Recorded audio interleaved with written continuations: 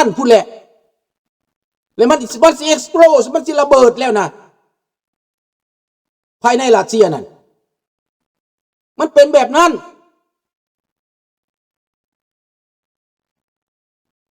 ข้าบสนดอกมันสิเขียนอยู่ในบุ๊กในสังกบสนอันนั้นผ่านเคซีข้าพเจ้าบ่ได้ถือตายตัวว่าคนเขียนขึ้นมานั่นว่ามันถูกข้าพเจ้าบ่ได้ว่าจังซั่นว่ามันถูกเอาความจริงในสนามรบโลดความจริงในสนามรบไฟไหม้หมดแล้วของเจ้านั้นน้ำมันก็ไหม้หมดแก๊สเจ้าก็ไหม้ทหารเจ้าก็ตายรถเจ้าก็บ่มีเครื่องบินเจ้าก็บินขึ้นบ่ได้เห็นบ่ล่ะเดี๋ยวนี้พวกยุโรปเอาระบินขึ้นไปซอยปิดน่านฟ้าเห็นบ่ยูเครนสามารถเอาจรวดเข้าไปยิงอยู่ชายแดนรัสเซียพุ่นแล้วรัสเซียยิงอย่างมายิงลูกปืนที่ว่าต่อปีกต่อหางนะบอมมันนะ50 ปอนด์กายไล่ขึ้นมายิงเขามาใส่นะแต่ยูเครนเขาสามารถแจมมิ่งได้เห็นบ่สามารถปิดได้ปิดหูปิดตามันได้มันไปบ่ถึกทางมันก็หล่นลงทงนาหันมันไปบ่ได้แล้วผู้ใดผู้ไปช่วยรัสเซียเดี๋ยวนี้นะแม่นประธานาธิบดีซ้ำช่วยเป็นยังจังช่วยแลกประโยชน์บางอันโอเคว่าความจริงเด้อข้าพเจ้าบ่ได้ต้านท่านทำแต่ท่านทำแลกประโยชน์บางอันเดียวนี้นะอยากได้ประโยชน์กับรัสเซียเลยเอายูเครนนี่แลกแลกสันติภาพกับไปน้ำยุดไปน้ำฮู้จักว่ายูเครนนี่บ่มีทางเลือกแล้วข่มเหงพอแหงเฮาก็เห็นเลยในตอนนั้นน่ะเห็นตอนข่มเหงนั่นน่ะเรื่องของมันก็เป็นแบบนี้ความจริงเห็นบ่ล่ะถ้าว่าถ้าทำนี่ซอยคือกันกับไบเดนซอยนะรัสเซียอยู่บ่ได้พี่น้องอยู่บ่ได้แก่ไปอีก2 ปีเพิ่มเดี๋ยวนี้เยอรมันให้ทอรัสแล้วตั้งแต่ก่อนสมัยไบเดนเยอรมันบ่ให้ทอรัสแต่มาเป็นนี่มาตอนนี้เป็นหยังเยอรมันติดยอมให้ระเบิดยอมให้จรวดทอรัสกับยูเครนล่ะแน่เป็นหยังจะให้แต่ก่อนบ่ให้เพราะว่านายกคนเก่านั้นบ่กล้าพอเป็นหยังอังกฤษเขาจังกล้าเป็นหยังฝรั่งเศสเขาจังกล้ามาตอนนี้3 ประเทศให้แล้วทอรัสก็ให้เห็นบ่ล่ะเจแดมก็ให้อีหยังก็ให้แล้วอเมริกาก็ให้แล้วยิงได้ไกลแล้วอัตตะแก้มก็ให้ไปแล้วเห็นบ่ล่ะแล้วเดี๋ยวนี้การให้อันนั้นก็เป็นการดีสุดท้ายยูเครนก็สามารถผลิตจรวดด้วยตัวเองและการสนับสนุนจากเงินจากคำจากฟินแลนด์จากสวีเดนจากหลายประเทศจากพวกอาสาสมัครจากพวกนายทุนมันจังไปพี่น้องในการลบนี่นะยูเครนได้ฉลาดกว่าได้เบิ่งแหละทหารรัสเซียไปคนเอาเกาหลีเหนือมาหลายหมื่นคนถ้ายูเครนไปคนเอาทหารโปแลนด์มาถ้ายูเครนไปคนเอาทหารประเทศอื่นๆมาแบบนี้นะถ้าประเทศเรานั้นในยุโรปมีหำจะคนน่ะผู้นำของยุโรปมีหำบ่แน่น่ะรัสเซียตายคอหล่อพี่น้องเป็นหยังถามว่าเป็นหยังงั้น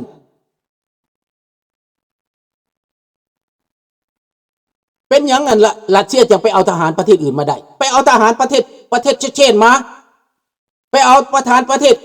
กษักสถานมาไปเอาทหารเกาหลีเหนือมาถามว่ายูเครนเอาทหารประเทศอื่นมาได้บ่ให้มันเท่ากันแม่เจ้าเป็นประเทศใหญ่นะเว้าให้มันแฟร์กับแม่คนเฮานี่นะเจ้าเป็นประเทศใหญ่นะเจ้าบ่อายวะเจ้าก้มหน้าก้มตาไปเอาประเทศน้อยมาน่ะแต่ประเทศยูเครนเป็นประเทศน้อยๆเนี่ยยังมีเกียรติศักดิ์ศรีลบด้วยตัวเองบ่มีกองทัพประเทศใดมาซอยมีแต่อาสาสมัครบางคนเท่านั้นอันนี้เว้าให้มันถูกกันเว้าให้มันแฟร์ว่าซั่นไปข้าพเจ้าบ่ได้สนใจนะพวกคอมเมนเตอร์ทั้งหลายที่มันบ่ได้เห็นสงครามดอกที่มันบ่ได้เข้าใจพี่สังหั่นน่ะมันอ่านไปซื่อๆมันเว้าไปซื่อๆแต่ละมื้อแต่ละวันนั่นห้องกันมานั่งแล้วก็คอมเมนต์ไปจังซั่นก็มันไปเบิ่งซ่องฝรั่งให้เป็นตาหน่ายเว้ากลับไปกลับมามักผู้ใดเว้าไป เห็นบ่ล่ะรัสเซียมันไปบ่ได้แล้วพี่น้องเอ้ยประเทศใหญ่ขนาดนั้นน่ะมันมีเกียรติอยู่ใส่ล่ะไปเอารถลาด้าห้างมาเสริมถังขึ้นมาขนจำนวนพลมาตายขนเข้ามากับมันสู้กับใครแน่แลนเข้าไปสนามรบโดรนยูเครนมาตำตูม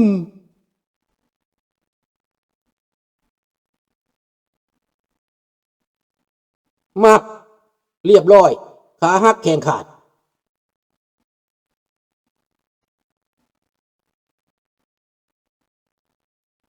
นี่แหละพี่น้อง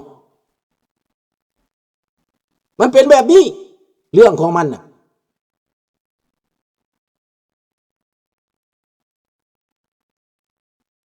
รัสเซียเฮ็ดทุกอย่างบ่ผิดหยังไปเอาทหารประเทศอื่นมาซอยก็ได้แต่ถ้ายูเครนมาเฮ็ดมีแต่ผิดกับผิดเป็นตาหัวบ่ก็แม่นแนวนั้นแหละแม่นแนวนั้นแหละ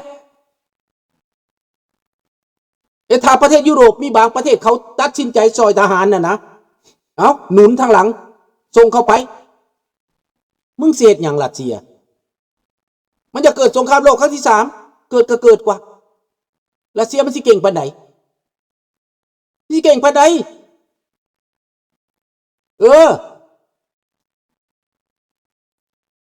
ข้าเจ้าเสียสละข้าเจ้าตัดสินใจว่าเฮ็ดสงครามดีกว่าเพื่อสันติภาพเจ้าย่านน่ะเมื่อหน้าเจ้าเกิดสงครามบ่หยุดจักเถื่อถ้ารัสเซียมันชนะสุดนี่นะเทื่อหน้าเจ้าอยู่บ่ได้เจ้าสิเอาจังไดล่ะแบบคือเจ้าย่านแก้วนี่นะส่วนผู้มาย่านแก้วก็แบบเดียวกันแต่ที่จริงแล้วแก้วสู่ลาวบ่ได้ในคราวนั้นพอโลกบ่ได้ให้โอกาสแก้วมาตีลาวบ่มีถ้าแก้วมาตีลาวลาวสามารถดึงเอาต่างประเทศมาได้สามารถเอาประเทศไทยได้สามารถเอาประเทศอเมริกาได้สามารถเอาฝรั่งเศสได้สามารถเอาทั่วโลกได้คันลาวประกาศสงครามเขานั้นแต่เจ้าย่านแก้วสุพรรณวงศ์บอกว่าย่านแก้วสุวรรณภูมิก็บอกว่าย่านแก้วให้เขาชนะซะเจ้าก็เลยเป็นแบบนี้แต่ก่อนหั่นนะบางเถื่อจีนซอยเฮาอีกคราวนั้นน่ะถ้าลินการเมืองเป็นน่ะตอนนั้นน่ะจีนซอยเฮาได้จีนบ่มักแก้วคราวนั้นน่ะเจ้าก็แล่นไปหาจีนคือไทยหั่นน่ะชนะทหารเราแดงสิมีหยังสมาตัวหนึ่งทหารเราแดงสิมีหยังข้าพเจ้าเห็นมีแต่เด็กน้อยปืนสั้นๆลากขนองไปโอ้ยเตะไปบาดหนึ่งกับเปียวปิวแล้วคันที่เตะนั่น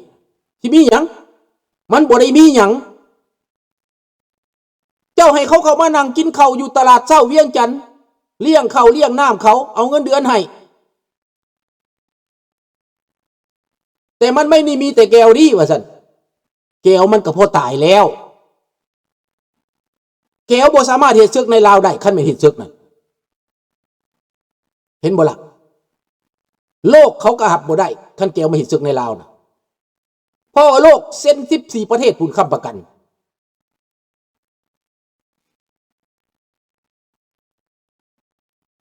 บ่ต้องเว้ายากดอกไป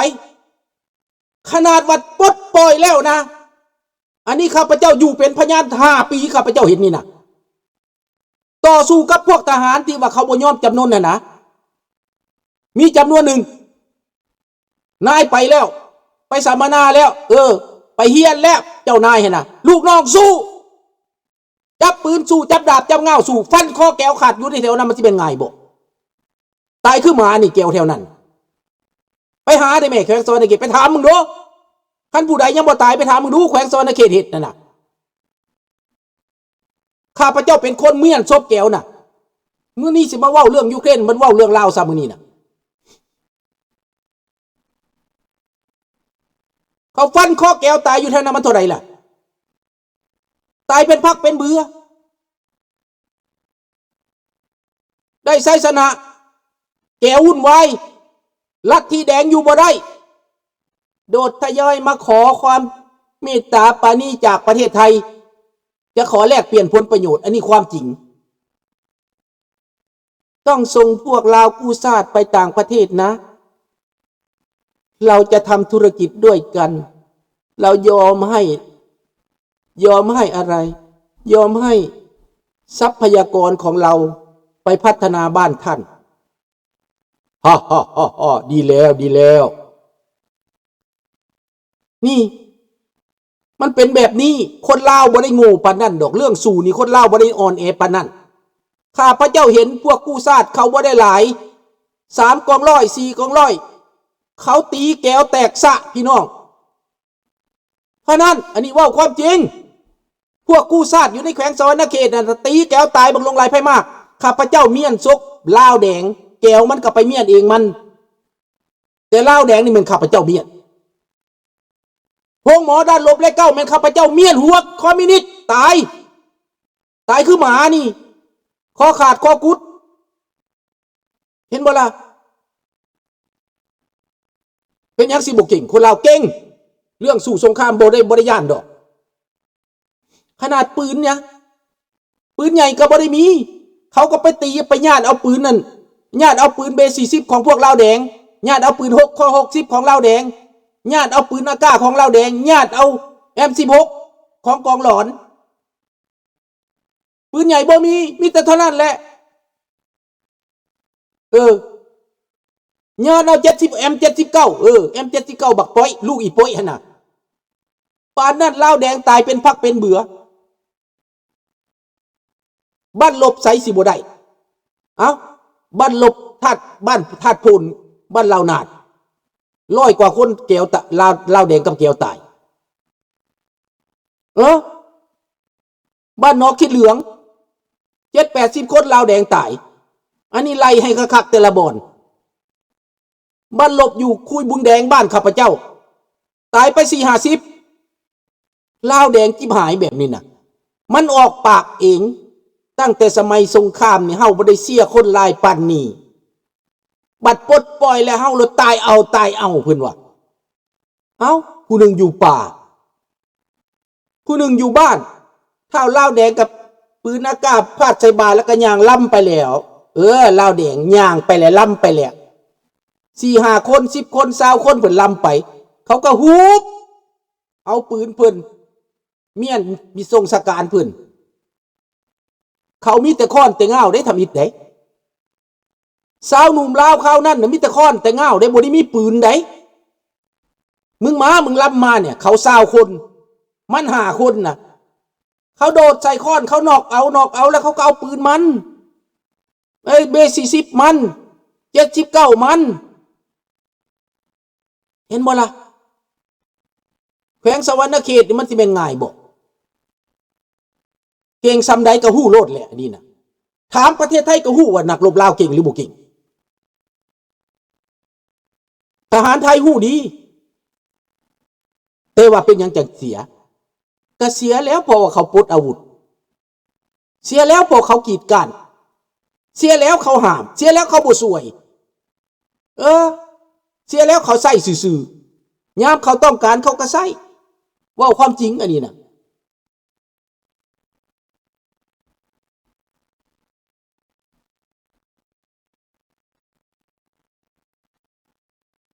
ก็คือเอาผู้แพ้กับผู้ชนะผู้ใดชนะกันแท้ได้นี่น่ะไล่เบิ่งผู้ใดชนะผู้ใดแพ้ผู้ชนะคือหายนะผู้แพ้เพิ่นได้เป็นพญาอยู่ต่างประเทศแพ้บ่ข้าพเจ้านี่แพ้บ่พี่น้องถามว่าผู้แพ้บ่นี่แหละผู้ชนะตัวจริงนั่นน่ะกินสบายนอนสบายได้รับการศึกษาได้อยู่ต่างประเทศได้รับการดูแลเบิ่งแยงนี่คือผู้ชนะข้าพเจ้าบ่ได้ว่าข้าพเจ้าเป็นผู้แพ้เด็ดขาดคันข้าพเจ้าเป็นผู้แพ้น่ะมันอยู่น้ำแก้วแดงมันทุกข์ยากมันตายแล้วอยู่5 ปีลูกตายฮอด3 คนเป็นผู้ชนะหรือเป็นผู้แพ้ผู้ชนะคืออยู่ต่างประเทศกูจักระบอกนี่ผู้แพ้คือผู้อยู่บ่ได้กินหยังตายอึดตายหิวแล้วพวกที่อยู่ในอำนาจจะเป็นต่างประเทศแม่นเจ๊กแม่นแก้วกินไอ้ลาวนี่ล่ะลาวตาขาวเป็นอย่างไรล่ะขายชาติขายแผ่นดินแหละชนะบ่นั่นคันชนะแบบนี้โว้มันก็พอชนะเบิดมือละตี